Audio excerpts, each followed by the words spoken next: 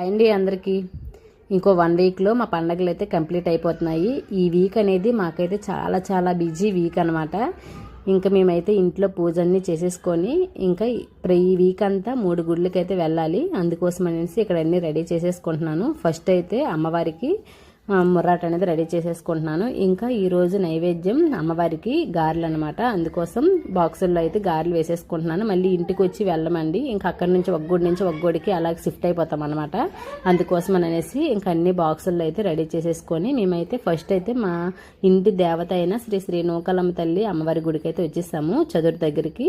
ఇంక ఇక్కడ వచ్చి అన్ని దేవుడికి అంత దర్శనం చేసేసుకొని ఇంకైతే మేము ఇంటికి రాకన్నా మధ్యలోనే మా మామయ్య గారు వాళ్ళ చెల్లి వాళ్ళ ఇల్లు ఉంటుంది, పెద్దమ్మ వాళ్ళ ఇల్లు. ఇంకా అందరం కలిసి అక్కడికే వెళ్ళిపోయి ఇంకా వేరే గుడి కోసం ఇక్కడ నేనైతే ముర్రాట అనేది రెడీ చేసేసుకుంటున్నాను.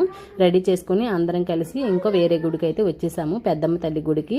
ఇక్కడైతే ఫస్ట్ అయితే ఇక్కడ ముర్రాట తీసుకుని వెళ్ళాం కదా, ముర్రాట అనేది బయట వేసేసి ఇంక లోపలికి వెళ్ళి దేవుడికి దర్శనం అయితే చేసేసుకున్నాము.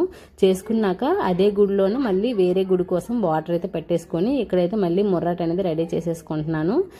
ఇంటికి ఈ గుడికి చాలా చాలా లాంగ్ అండి. మళ్ళీ ఇంటికి వెళ్ళి వచ్చేటప్పటికి చాలా మేము టైర్డ్ అయిపోతాం. అందుకోసం ఒక్కొక్క దగ్గర నుంచి అలా షిఫ్ట్ అయిపోతున్నాం అనమాట. ఇంకైతే మేము ముర్రాటాన్ని పట్టుకొని వేరే గుడికి అయితే వచ్చేసాము. ఇక్కడ కూడా దర్శనం అయిపోయింది.